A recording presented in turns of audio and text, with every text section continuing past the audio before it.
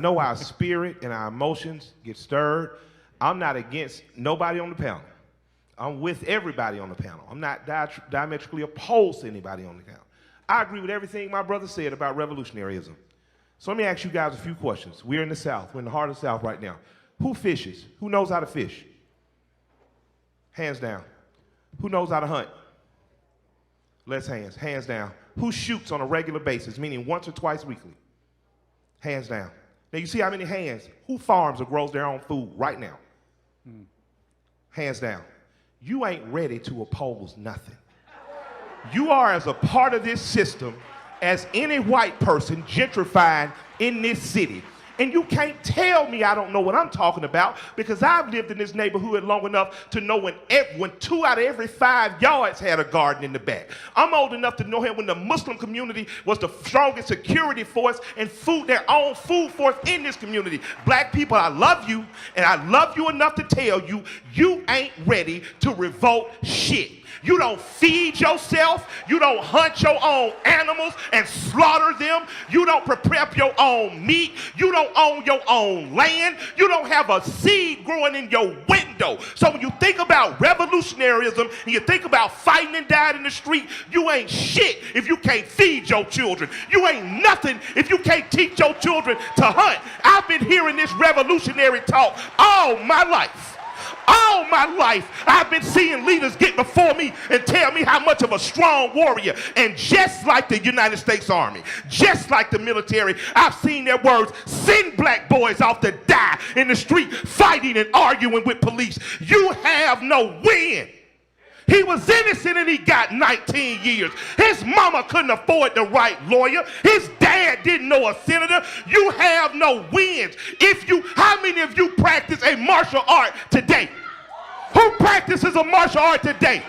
How many boys are practicing a martial art in your community today? Today.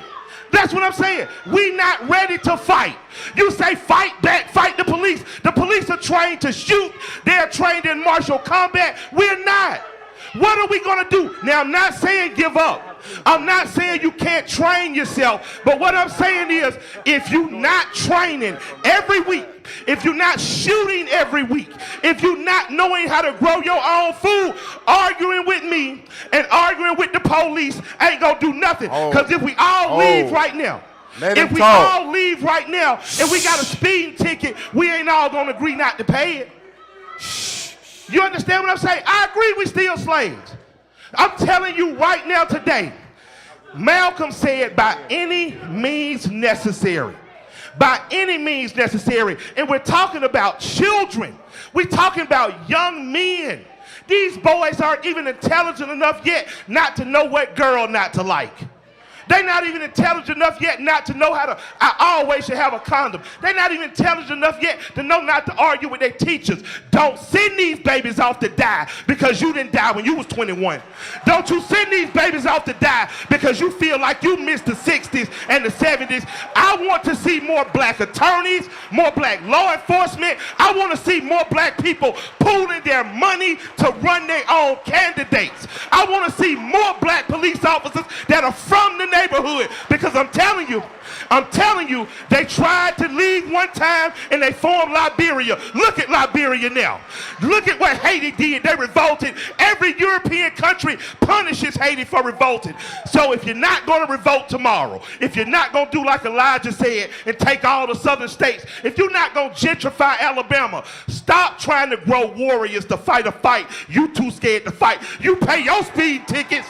You ain't not paying your tickets. You ain't telling kids how to bust out every car window. And then when they riot, you never there with them. When they riot, where's the church? Where are the teachers? Where are the institutions?